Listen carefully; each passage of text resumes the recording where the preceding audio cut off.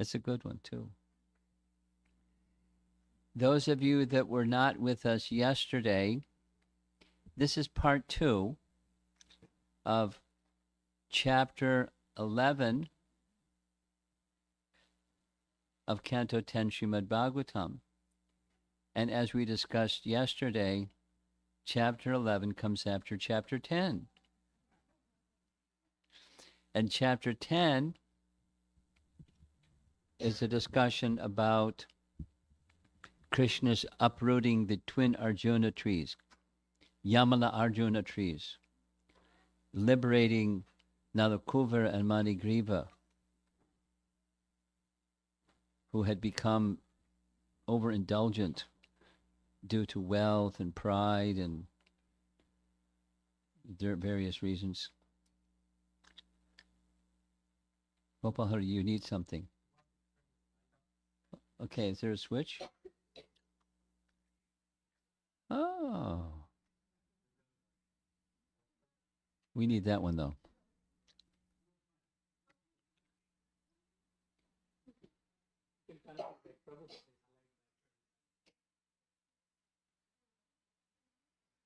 He lives here. He knows how all the switches. Okay, so let's focus, everybody. Part 2 from chapter 10, where the Yamala Arjuna trees were uprooted. They offered their prayers. Krishna granted them passage back to the heavenly realm. As sons of Kuvera, they were gone for a vacation, and now they're back again. And then chapter 11 begins. We didn't discuss, but for your information, chapter 11, he's still tied to the grinding mortar that was stuck in between the two trees. And how chapter 11 begins, which we didn't cover yesterday. But Nanda Maharaj comes on the scene. He sees the trees. He heard the big noise. He didn't see the two sons of Kuvera going back to the heavenly realm, but he held Krishna and consoled him because he's still a little boy. And then the little boy pastime. So then the rest of what we heard yesterday, the childhood pastimes. And the childhood pastimes, if you remember, those of you that were with us yesterday, Upananda, who's the elder brother of Nanda, held a little meeting amongst the elders, and there was a discussion. Too many demons. This demon, that demon, listed them, what they did, tried to kill Krishna and Balaram, or Krishna, and too much trouble here. Let's move. Let's move in between. If you remember, here's what he said. All these incidents are being caused by some unknown demon. Before he comes here to create another disturbance, it is our duty to go somewhere else with the boys until there are no more disturbances. Well, no more disturbances. That's not life. There's always disturbances. But that was his decision, and everyone followed his decision. And then we heard a little bit about they started packing up. Yesterday we heard. All the Prabhupada would speak about this multiple times. In 24 hours, they packed up and crossed the river and went to the other side of the river with all their stuff on bullock carts, and then set up shop on the western side of the river Yamuna. So mention was made yesterday of Mahavan. So for you, it's over. Mahavan is on the eastern side of the river, and Nandagram is further inland, away from the river, up on a mountain top. So the ancestral home of Nanda and Upananda and the families, the brothers, and then in between is Vrindavan. So that's where they're headed, Vrindavan. That was his decision. And then later from Vrindavan, they shifted back to Nandagram. So this is the verse that's describing the place they went. Vana, Vrindavanam nama pasavyam nava kananam gopa gopi gavam savyam punyadri trin virudham. Between Nandeshwara and Mahavan, Nandeshwara is the ancestral home, is a place called Vrindavan. This place is very suitable because it is lush with grass, plants, and creepers for the cows and other animals. No, the animals are like family. If when the moves are made, it's the family members are considered, not just what they want. It has nice gardens and tall mountains, and it's full of facilities for the happiness of all the gopas, gopis, and our animals. So that's Upananda deciding. Jiva Goswami is making this comment. Vishwanath Chakrabarti Thakur makes this comment. Upananda is saying we cannot go to Nandeshwara, our old capital, because we fled from there and came to Mahavan out of fear of Arishtasura. So he's coming attractions. Krishna is killing Arishtasura. And after killing Arishtasura, then there's other things too. Arishtasura is still there. Therefore, a place between Mahavan and Nandeshwara is most suitable for living. Considering in this way, Upananda spoke this verse. Vrindavan is beneficial for the cows, pasavyam, and filled with gardens, fresh gardens. And this is a further comment. This is Jiva Goswami. According to Padma Purana, Kartik Mahatmya, this forest, Vrindavan, belonged to Vrinda, who attained an intimate relationship with the Lord. Notice she's got a parrot on her hand. That's her conveyor of messages when she wants to do something or get a secret. She sends the parrot to get the secret, and the parrot comes back and tells her the secret. Spy network. This indicates that it was free of all disturbances and endowed with all good qualities the forest is described. Because it has hot water and grass, causing good health, it is beneficial for the cows. It is a new forest, whereas Mahavan is old and worn out, since all its new shoots have been torn up and crushed by the cows.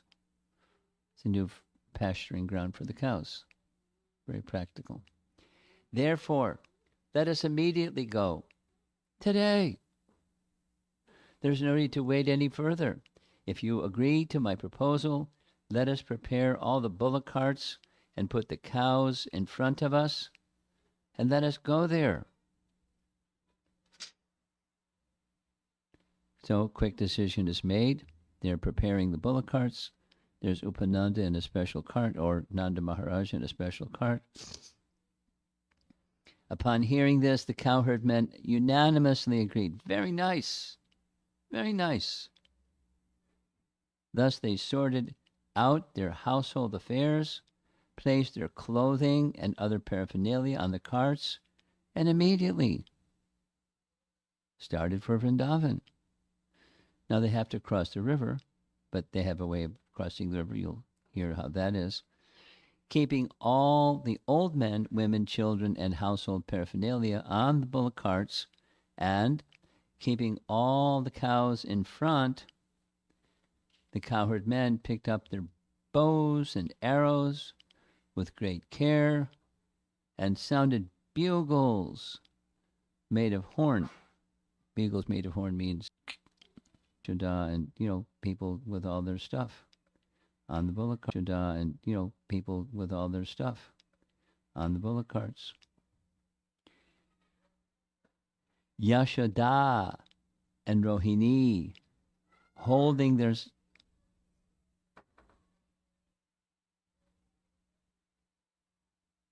I'll just pretend it's not there. Holding their sons sat on one cart, for the two sons could not bear separation from each other. So notice they're right behind the two boys because they can't be separated.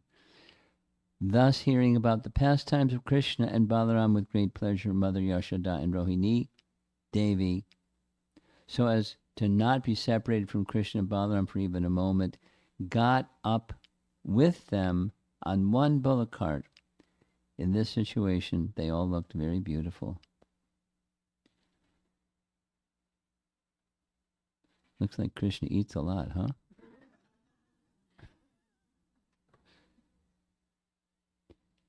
This is a recycled painting from before. When Krishna had a problem, in the Putana Lila or different situations, they gave him bath by this system. One lady poured water on him. Mother Yashoda held him over a basin with her feet and held his arm with one of her hands and rubbed his head with the other hand. That was the bathing system. They used to pass their time either by taking care of Krishna and Balaram or by chanting about their pastimes. Thus, Srila Prabhupada writes, Mother Yashoda and Rohini looked very beautiful. Jiva Goswami writes, either they were eager to hear the talk of Nanda or they were eager to hear the two boys talk. And here's a painting depicting a semicircle. When they got on the other side, they entered Vrindavan, where it is always pleasing to live in all seasons. They made a temporary place to inhabit by placing their bullock carts around them in the shape of a half moon. So that's a half moon shape. Notice the cows are at the center. The bullock carts are all facing the center. So, protection.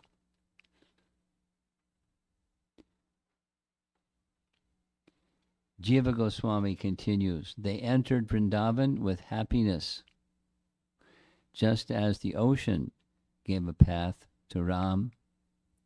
There's Ram with his bow and arrows and giving a path across the ocean to get to Lanka. They crossed the Yamuna by tying the huge carts together, which floated like boats. Stuff probably got wet too, huh? They crossed at the junction of Mathura and Vrindavan, south of the Kaliya Hrada, and from where they would live, since at that place there were no people because of the huge forest.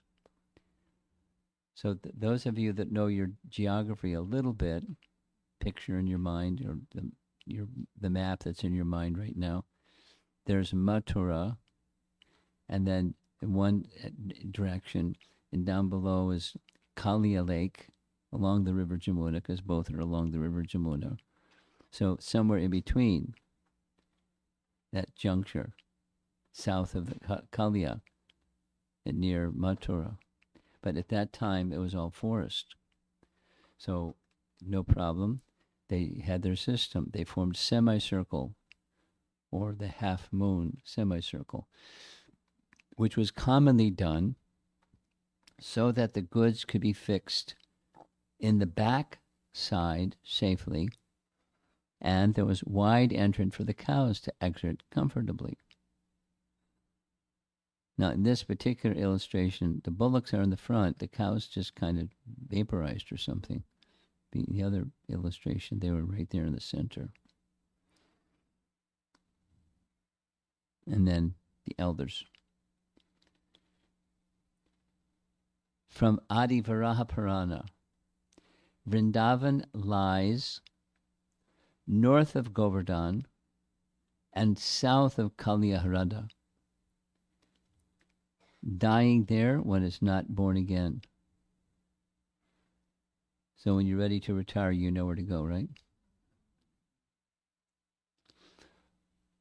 Shukadev continues, "Oh, King Parikshit, when Rama," that's Balaram, "and Krishna saw Vrindavan, Govardhan, and the banks of the river Yamuna, they both enjoyed great pleasure. In this way, Krishna and Balaram, acting like small boys and talking in half-broken language, gave transcendental pleasure to all the inhabitants of Vraja." Now, already Balaram's carrying this plowshare that's bigger than him. Haladar. In due course of time, they became old enough to take care of the calves. Now, I meant to send you, and I'll do it later.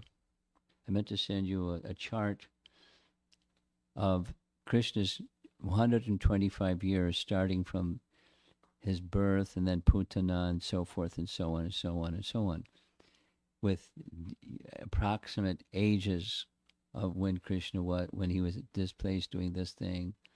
This was his age when he was at that place doing that thing. That was his age. So it's Hari Parshad work product. It's got his name across the top. And by his research and so forth, it gives you a nice picture. I went over it and I saw some question mark.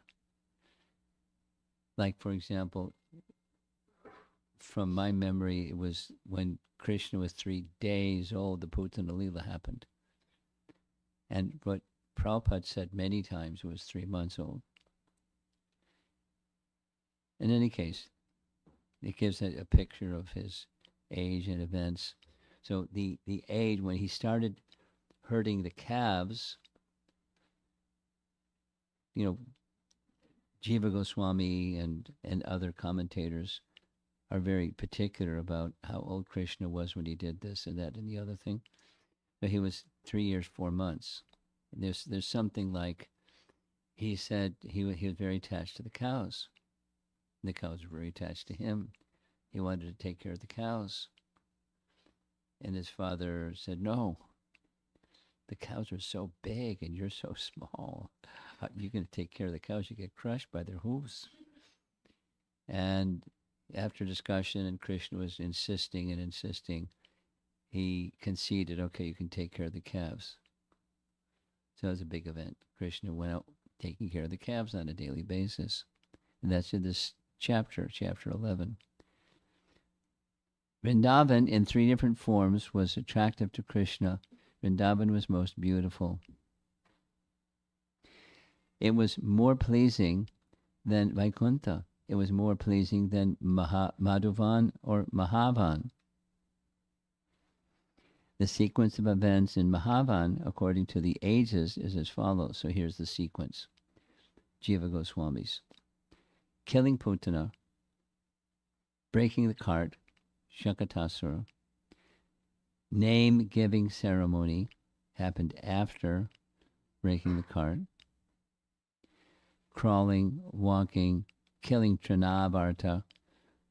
First showing of the universal form. First showing of the universal form was as a little baby, Krishna yawned. And she looked inside Krishna's mouth. And when she looked inside Krishna's mouth when he was yawning, she saw the universal form. Very astonished. Dancing for the gopis, which we heard yesterday. Buying fruit from the Aborigine lady, we heard yesterday. Pulling the calves' tails, we saw that image yesterday. Eating dirt, that comes later. The second showing of the universal form, when she wanted to see had he eaten dirt. We didn't get there yet. Stealing yogurt. Being bound to the mortar. Yashoda calling the boys for lunch, and entering Vrindavan. So that's the sequence up to this particular point. It's not the ages, but it's the sequence. So here's Krishna and Balaram in nice pink temples behind them and calves. Now the pastimes in Vrindavan begin. They pleased the people of Vraja by their childhood actions and by charming speech as previously. In the same Kumara period, they began herding the calves. The two ended their Kumara period at the end of 4 years. Now, normally, Kumara, like the prayers of Prahlad, Kumara Acharet Pragyo Dharman Bhagavataniha, Kumara traditionally runs from 5 to 10. But Krishna is precocious. He started a little earlier. He started at 3 years in a few months, and it ended when he was 4 years. Though normally it ends after 5 years. So this is Jiva Goswami giving a description that's a little different than Prahlad Maharaj's description. In any case, Krishna is with the calves. And when he's with the calves are very happy. Krishna is very happy. All the cowherd boys are very happy. So there's the childhood pastimes with Krishna and the cowherd boys begins to become more prominent. Not far away from the residential quarters, both Krishna and Balaram, equipped with all kinds of playthings, played with other cowherd boys and began to tend the small calves. So the description is that while they were playing, the calves just followed them. They weren't herding the calves. The calves were just tagging along because the calves were attached to being with Krishna. And Krishna would go here, they'd go here. Krishna would go there, they'd go there. They didn't have to herd the cows, they just tagged along. And the cowherd boys did cowherd boy things. And the calves followed them. Sometimes Krishna and Balaram would play on their flutes. Sometimes they would throw ropes and stones devised for getting fruits from the trees. And sometimes they would throw only stones. Sometimes, their ankle bells tinkling, they would play football with fruits like bale and amalaki. Sometimes, they would cover themselves with blankets and imitate cows and bulls and fight with one another, roaring loudly. And sometimes they would imitate voices of the animals. So you see, this is a nice painting. One of the cowherd boys looks like it's Krishna, and Balaram is enjoying Krishna's strutting like a peacock. You know, when the peacocks ran their tails.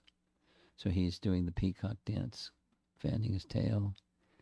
And in the background, there's some wild animals running. So one of the boys would imitate the wild animal running. And they're just playing.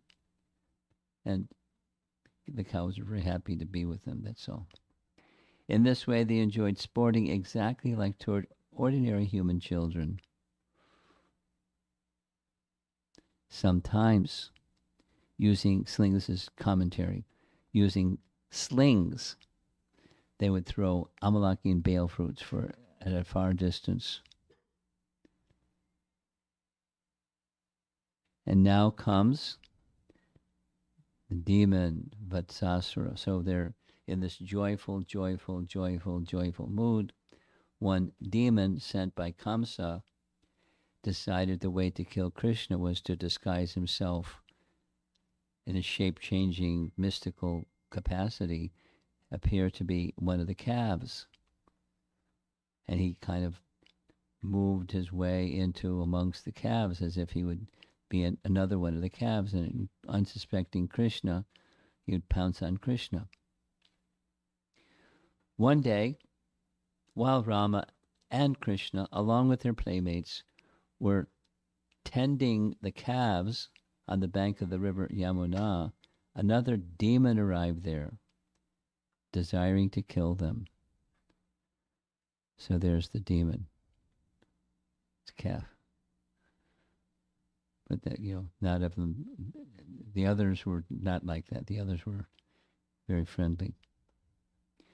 When the Supreme Personality of Godhead saw that the demon had assumed the form of a calf and entered among the groups of other calves, he pointed out to Balaram, "Here is another demon." Krishna didn't waste any time. He slowly approached the demon as if he did not understand the demon's intentions. He grabbed the demon by his hind legs and tail, twirled him around again and again and again, very strongly, until the demon was dead. And then he threw him in the top of a tree, which fell down so they could get the kapita fruits. They were using slings, now he's using a calf, or a demon in the shape of a calf. So there's the calf, and there's the kapita tree falling over, and the boys running over to gather the kapita fruits. How'd you like to be a cowherd boy? Another drawing. There's a calf demon smashing into the top of the kapita tree. He grabbed, this is Jiva Goswami's commentary, he grabbed the demon by his tail along with his hind legs and twirled the demon around. He threw him on top of the kapita tree, since the fruits would fall and they could be used for throwing in games. Playful, playful, playful, playful, playful. Look at, he has fangs. Look at that guy. Upon seeing the dead body of the demon, all the cowherd boys exclaimed, "Well done, Krishna! Very good, very good. Thank you." In the upper planetary system, all the demigods were very pleased, and therefore they showered flowers. See the flowers falling? They showered flowers on the Supreme Personality of Godhead.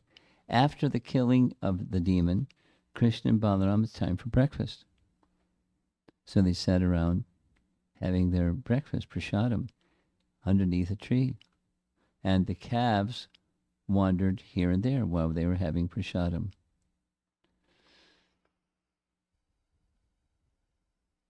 So that's the end of the Vatsasura story. And then it's breakfast time. And then a little bit about the previous life. So in his previous life, Vatsasura was a great demon who was known by the name Pranima. And he was the son of Mura. After conquering the demigods, he entered Vashishta Muni's ashram and saw his cow. We heard about this cow, this Nandini, the the wish-fulfilling cow, fulfill all desires. Desiring that cow, the demon transformed himself into a brahmana and begged for the beautiful cow, begged charity from Vashishta. Vashishta said no. He stood silent. The cow spoke. Moo. You are a demon, Mura's son, and you have assumed the form of a brahmana to steal the sage's cow. Therefore, O wicked-hearted one, now you become a calf. The great demon that was Mura's son at once became a calf.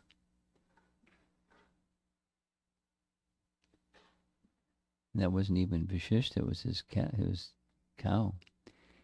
He, the now calf, circumvented Vashishta and the cow, bowed down and saying, "Please save me." The cow said, "Oh, great demon, at the end of Dwapara Yuga, when you go among many calves, you will attain liberation."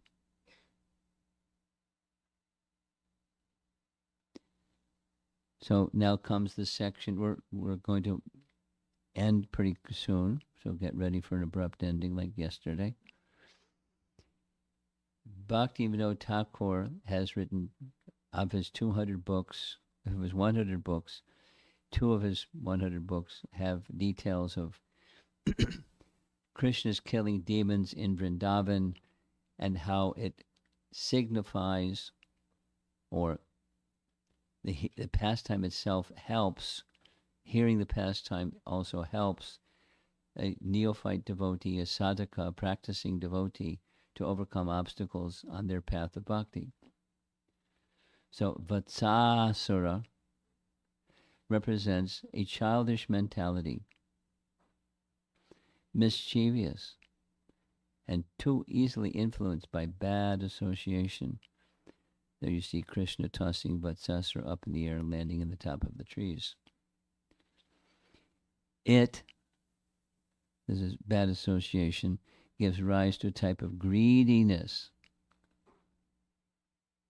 for sense gratification, through which one becomes absorbed in materialism. So Krishna protects a newer devotee from such obstacle by killing Vatsasura. Vatsasura represents evils that are peculiar to boyhood. The neophyte is extremely susceptible to such evils. They can only be eliminated by the mercy of Krishna. Now we're going to hear some very interesting and detailed descriptions by Bhaktisiddhanta, not just this quick description that Bhaktivinoda Thakur, his father, gives. If one engages in Krishna's service, these childhood proclivities, will be completely eradicated at an early stage. So in his English publication called The Harmonist, my phone.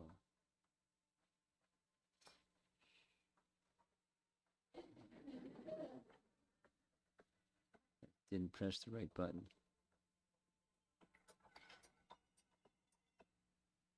That's the right button. Okay, sorry about that. The Harmonist was one of his. He Bhaktisiddhanta, had at least two, one in, maybe three, one in Bengali and one in English. The Harmonist was the English one. And so he had articles in his own language preaching or teaching on different points. So one of these points is the merrymaking nature of childhood is not bad. It should not be discouraged. So here's what he writes in The Harmonist. There's an English proverb that sowing of wild oats is inevitable at a young age. The term Puritanism was originally coined, this is a European, British expression, to express the protest of boys and young men against any undue curtailment of the scope of enjoyment that should be regarded as permissible to them. So some people were too harsh, so they were kind of labeled as Puritans. Boys and young men claim the right to be merry and frolicsome. There's nothing objectionable, and much that is of positive value in the display of juvenile qualities. Of course, you have to just with some boundaries. If the attempt be made to stifle this innocent play of the boyish nature under the impression that it is an exhibition of sensuousness, and for that reason is as harmful as similar conduct on the part of grown-up persons, the result is not assurance, but discouragement of juvenile innocence. That's one article. Here's another article. The only way to stop them is become attracted to Krishna. There are indeed black sheep. The black sheep amongst all the other sheep. So it's like an oddball. So the black sheep, one bad child can corrupt many other children. There are indeed black sheep, and these should not be allowed to taint the whole flock. And for this purpose, caretakers with full sense of their delicate responsibility are required to keep watch over them for ensuring the innocence of boyhood and youth without killing their joys. But with every precaution, it has been found that impossible to attain this double purpose. The scriptures say that it is not in the power of man to ensure the immunity of boys and girls from the blight of sensuousness except by means of the service of Krishna. It's like child psychology or something. And a third point, that is the material ideal of restricting children from enjoyments in youth, which they will be allowed in adulthood, is corrupt. No commentary, just a point. Then there's commentary on this one. Spurious brahmacharya ideal is the same. Material morality is of no help. So here's what he writes. Spurious brahmacharya ideal, as misconceived by worldly supporters, embodies this puritanic outlook. The scriptures indeed enjoin that everyone should serve Godhead from the womb. This is the real meaning of brahmacharya. The ascetic practices that have come to attach themselves to the conception were interpolated into the scriptures in order to ensure worldly values by this form of empiric method. Now his language is, this is his English language, and people don't talk in this kind of language. So, come again, what are you saying here? The ascetic practices, asceticism, we know what that means, that have come to attach themselves to the conception means the conception of a child, were interpolated into the scriptures in order to ensure worldly values by this form of empiric method.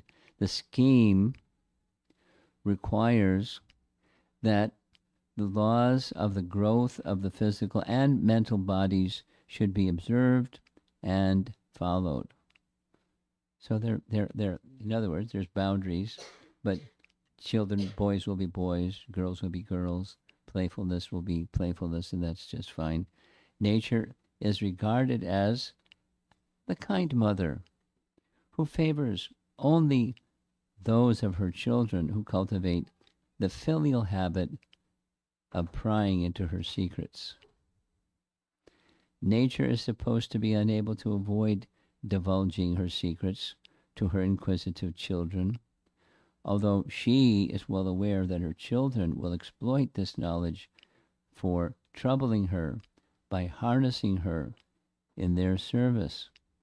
In other words, it is also assumed to be the duty of the kind mother to consent to put herself in chains in order to minister to the sensuous appetites of her worthier children. Nature is assumed to be able to do good to her children only by submitting to be the victim of their lust. In other words, children do things with mothers that when you see what they're doing with their mothers, it's like, wait a minute. And mothers are just smiling and going along with, the fun of being with their little, some mothers do like this. And, there's an affectionate, loving exchange between the child and the mother. There's boundaries.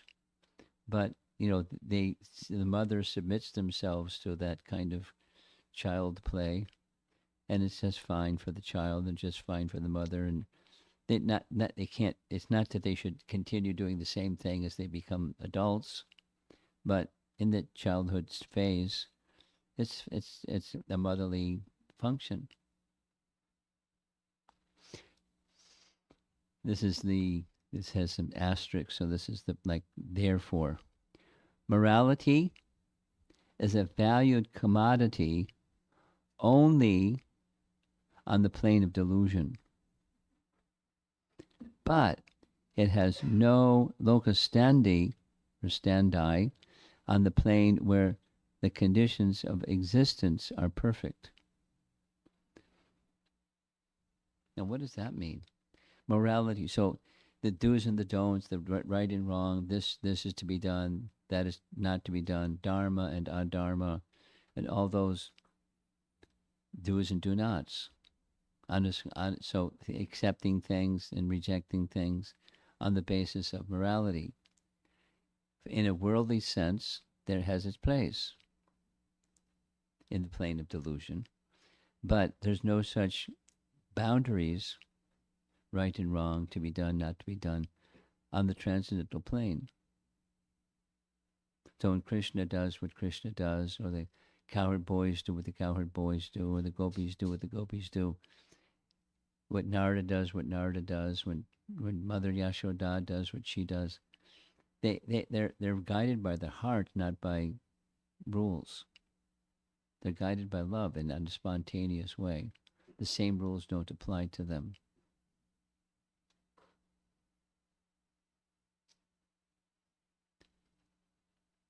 Final point, and then we're done. We should not sentimentally think the playful child does not need training. Parenting is not a piece of cake. It's, to be a good parent, you have to be very gifted. And not everybody's gifted. There are lots of parents, but not as many as that are gifted. So there's the permissiveness, but then the training while being permissive, or Mother Nature revealing the secrets to the inquisitive child, or the mother engaging with her child in a way that for the outsider it's not so appropriate, but because of that loving nature of the child and the mother, the mother and the child, it's quite okay. It's quite okay. It's quite okay. And to continue that while all that's going on, in that context, in that frame, somehow give some training as to values, meaning do this and don't do that, but on the basis of love, not just the basis of obedience. That's the higher kind of parenting. Good luck, parents. So that ends the Vatsasura description. And now we're ending part 2. And tomorrow we're going to hear about Bakasura, the duck demon. Baka. Quack, quack. Or crane is also Baka.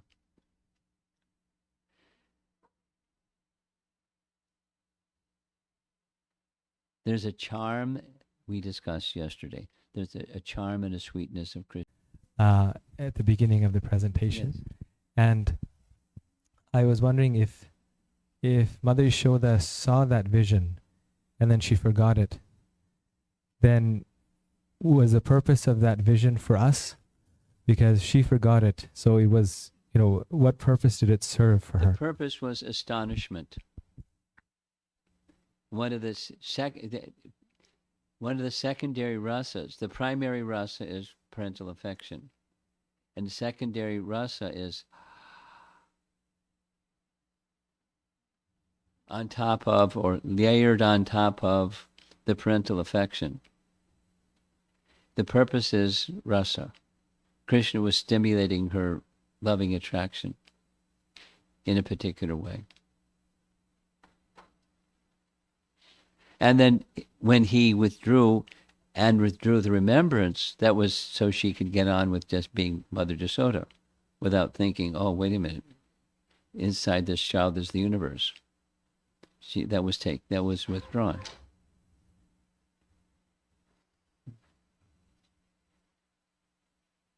Yes, there's a hand up here. Haribol Maharaj. Hare Krishna. So yesterday it was mentioned that the childhood pastimes are the best. Like, I think it was said that they're the most sparkling diamond of the diamonds. But in a lot of other places, we hear that Madhurya Rasa is like the But that's topmost. Madhurya. So Yeah. Madhurya doesn't mean necessarily conjugal. Madhurya means sweet. That's the meaning. The root meaning of madhu is honey. But wouldn't the childhood pastimes be in Vatsalya Rasa? That's the parent toward the child, but there are children with Krishna. That's not Vatsalya Rasa. That's Sakya Rasa or Dasya Rasa. There's other rasas. But in all cases, in Vrindavan, there's sweetness, whatever the position. Okay, and another one. Yesterday it was also said that the demons were unfavorable to Krishna, but they still went to Goloka Vrindavan. Yeah. So does that mean that they were part of a rasa, like they were in a secondary rasa of some sort? No, doesn't mean that. It means Krishna's kind. Do it this way. In different incarnations of the Supreme Lord, demons died. Sometimes Krishna killed them, sometimes other things happened, but they died. However, uniquely, when those who died in Krishna's presence, they achieved liberation. And but would liberation be Brahma Jyoti or would it be well, it depends. But in most cases, no. They attained the spiritual world. But in some cases, yes. Okay. Thank you, Maharaj. Mm-hmm. You want an example? Sure. When Jai and Vijay were gatekeepers in Vaikuntha, they were cursed by the Kumaras to take birth 3 times on earth as demons. Correct? And in the first 2 cases, Hiranyaksha and Hiranyakashipu, Ravana and Kumbhakarna, Shishupala and Dantavakra. So when the first 2 were killed, what happened to their souls? Did they achieve liberation? No. And Shishupala and Dantavakra achieved liberation, where did they go? So there's a detailed, very involved, detailed discussion. It appeared that Shishupal merged with the body of Krishna. So that was a temporary situation because later he is relieved from that situation and returned to Vaikuntha, because that was where he came from.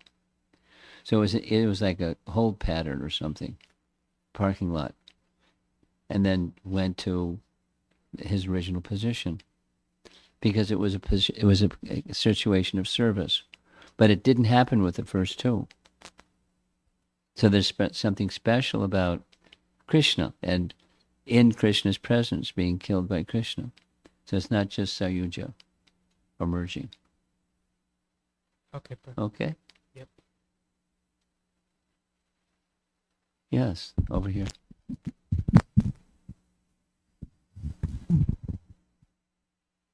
You got 2 microphones, not bad. Hare Krishna Maharaj. Is it okay if I ask you 2 questions? Yes. Okay. So, But I think it'd be good if you turn the microphone on. No, on. There, you're on. okay.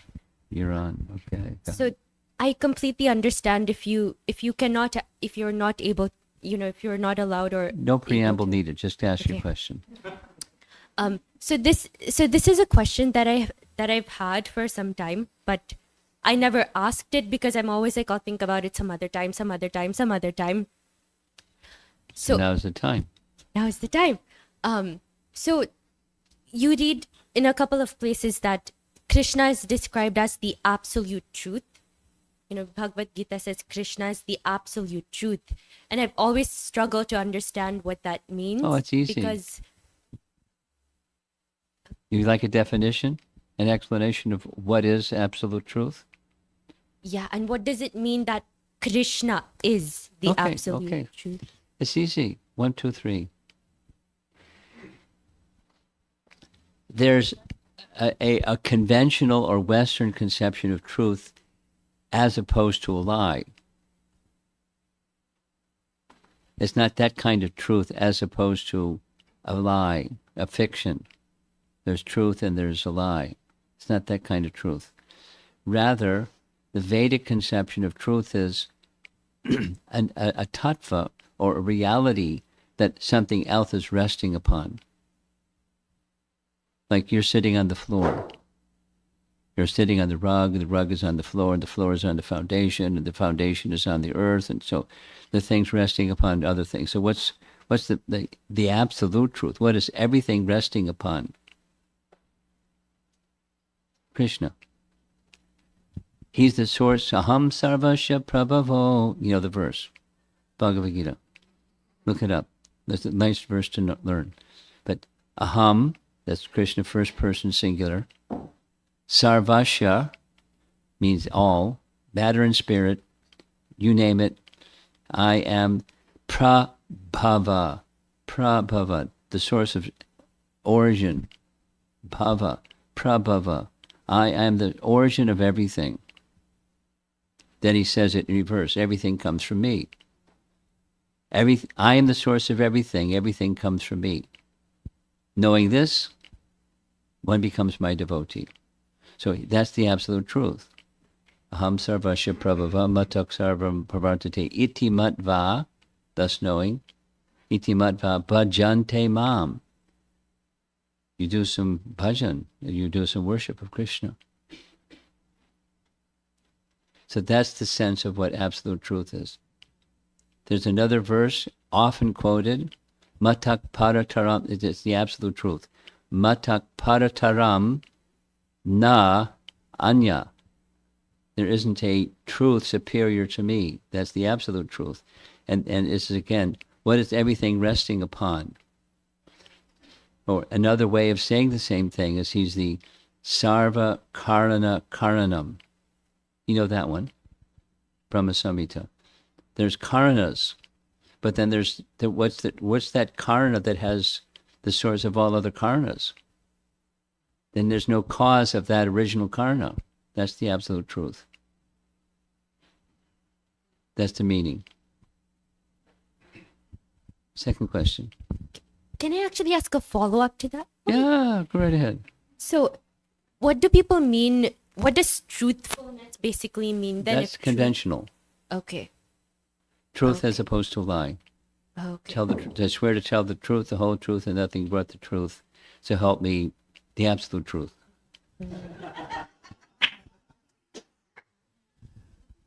Okay. Don't tell lies. That's morality. I mean, it's similar to what Bhaktisiddhanta said. That's morality. Tell the truth, don't tell a lie. Okay. Next. So my second question is kind of very not that important, but I've observed that in different places, Krishna has different eye colors. Oh, that's even like in the- artist. Come on. Okay. Don't. What is the real color of his? Oh, any color you like.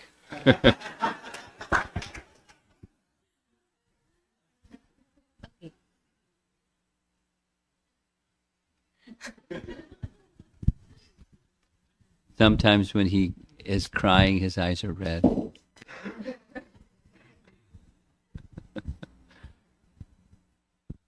I wanted to ask you because I never found like a description of his eye color. Yeah, I but never you have must have either. read a lot. I haven't either. But, yeah, artists do all kinds of things because they have an artist license. Poets have a poet license. Artists have an artist license. They paint whatever they want. They try, some are more careful to paint what it says in scripture, but when it comes to eye color, I don't know of any scripture that says his eye color. Does anybody here in the room know the answer to this question?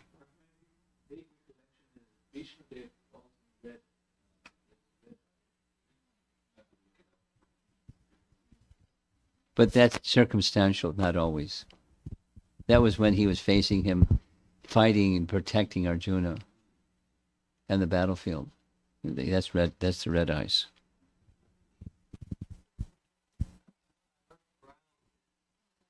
Where did you hear? Could you, if you look for the reference, send it to me, and I'll check the reference, and then if it's checkable, then we'll circulate it.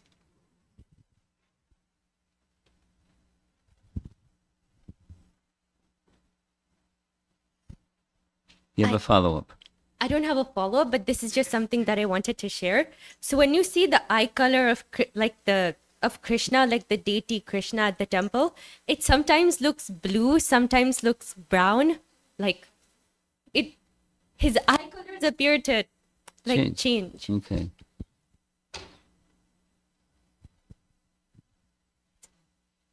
Beauty is in the eye of the beholder. Here's a nice Mayapur story. Okay, that just put on your Mayapur cap and think of the deity of Lord Nrsingadev in Mayapur. Ugra Nrsinga. Ugra means ready to pounce on Hiranyakashipu. So the pujari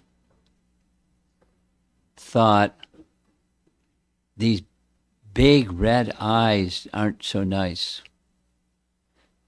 So he decided to remove the big red eyes and put some other color eyes. I forget whether blue or something. Maybe it was brown, I don't know. And then the same brahmachari pujari kept hearing, a few days in a row, hearing this resonating voice, return my eyes. And he heard it several times, so he went to Jananivas, and in Jananivas, the head pujari, brahmachari, what's this mean? And then he asked him, did you change the eyes? He said, yes. He said that Lord Nrsingadev wants the red eyes back. Immediately, make that arrangement. So that was it. He has red eyes. Red eyes. That's Lord Nrsingadev. Red eyes.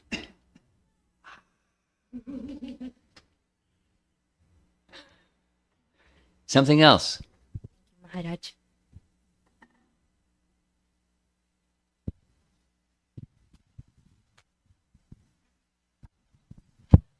Hare Krishna Maharaj.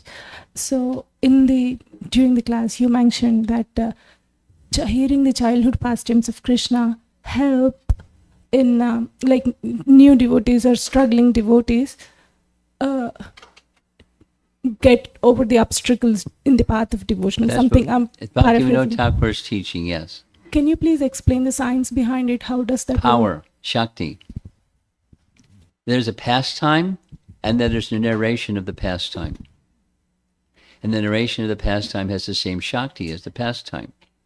So hearing or narrating or Krishna performing the pastime has the same Shakti.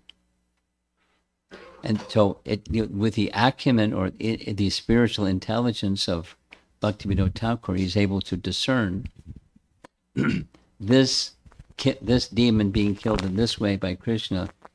Krishna's helping the sadhaka overcome anarthas within their heart or obstacles on the path of bhakti. It's his understanding, and it's not my realization, but it's his realization that Krishna is helping. So that how does it work? There's a potency, a Shakti within the pastime, and Krishna is helping. He's relieving the earth from demons. He's fulfilling his promise in coming, and he's helping sadhakas deal with obstacles, especially in the earlier stages of bhakti, sadhana bhakti. There's a Shakti within that has that effect. Just hearing the pastime, or narrating the pastime, remembering the pastime, glorifying the pastime, or Krishna is performing the pastime. Okay? Yes. You got two. Not bad.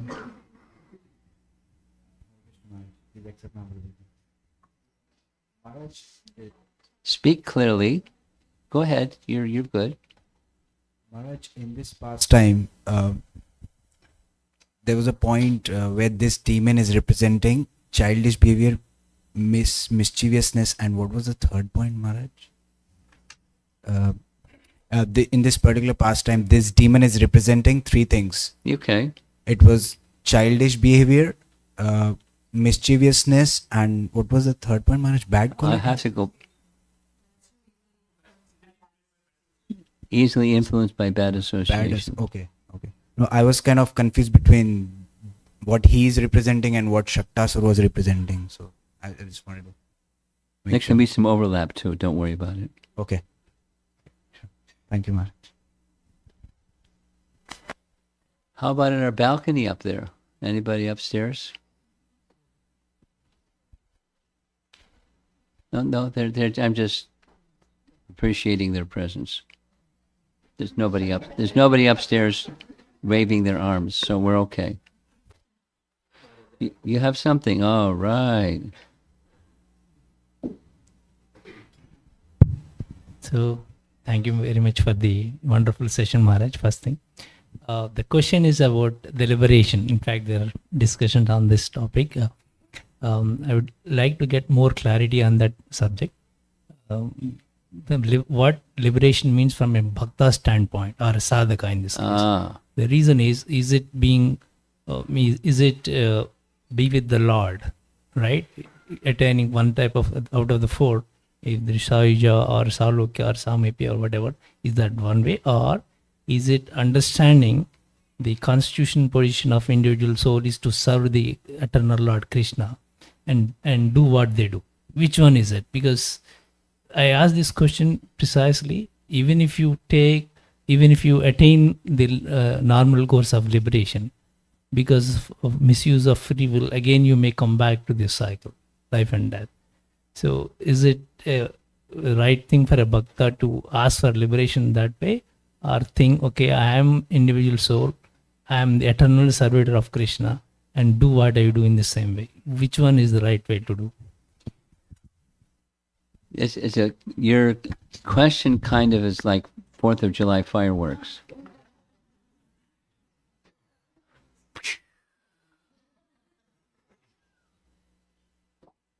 Now, it's not just either or. There can be either or.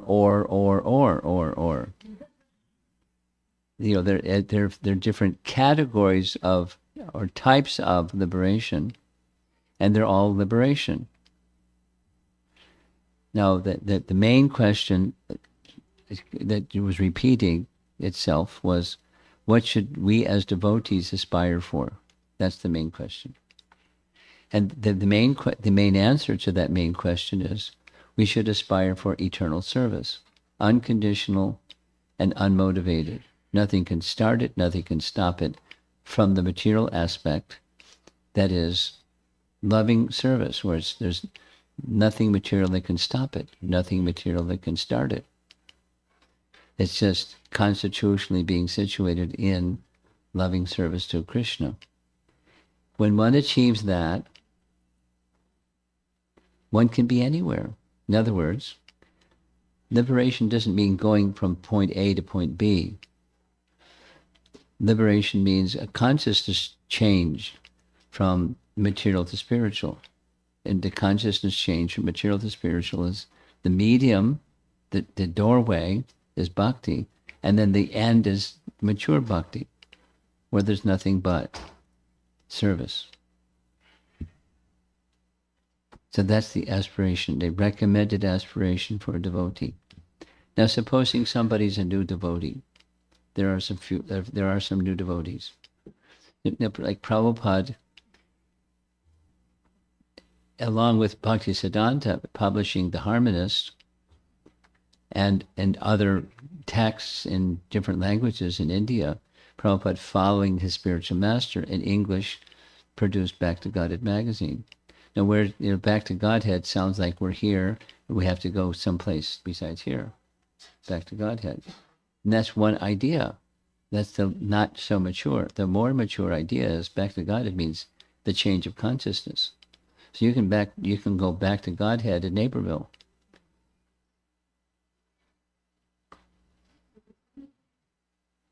Wherever you are, by change of consciousness.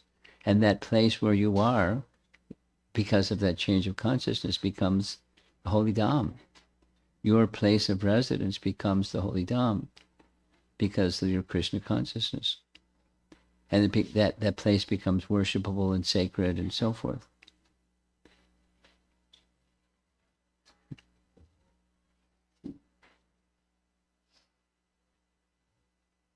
Okay. I think we should end. You have an enthusiastic, arm-waving question over there. Hare Krishna Maharaj. Big smile too. You always have a big smile. In the line of the same question, the clarification I'm seeking is, in Japa, in Festival of Holy Name, we talk about the 4 gates, right? You talk about what? The 4 gates, the alignment. Okay. And then the last gate is Krishna opens the gate. So when the demons are being killed, it sounds like Krishna opens the gate on his side. Is it that the demons also are willing to become surrendered to Krishna on the other side? Nice try.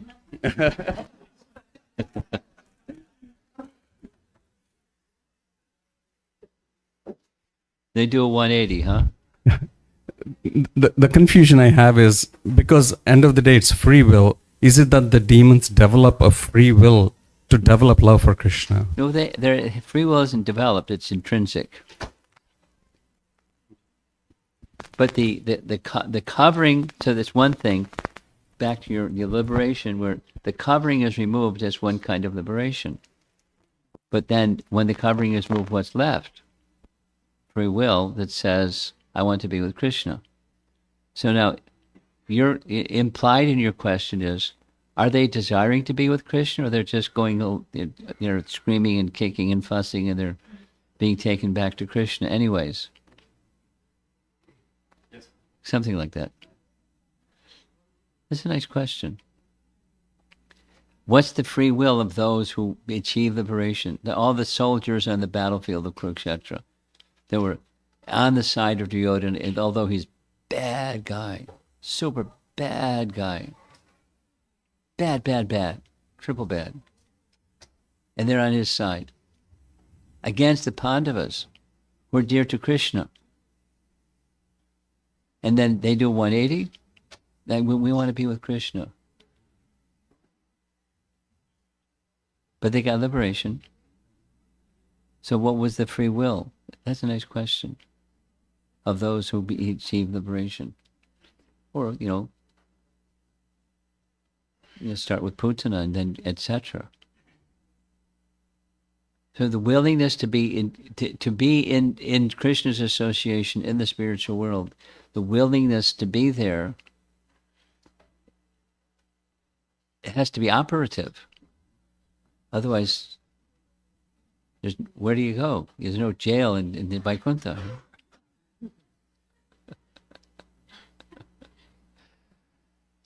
There's no rebels against the will of Krishna. It's a nice question.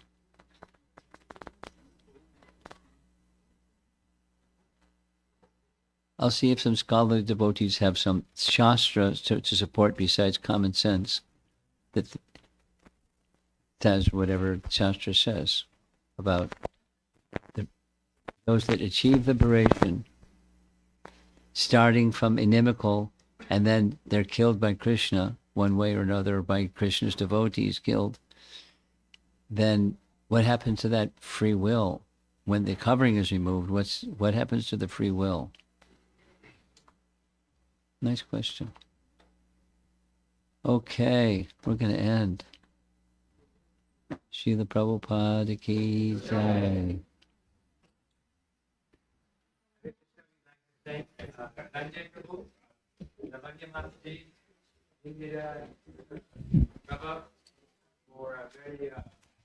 Very wonderful New Year's Eve program. Evil.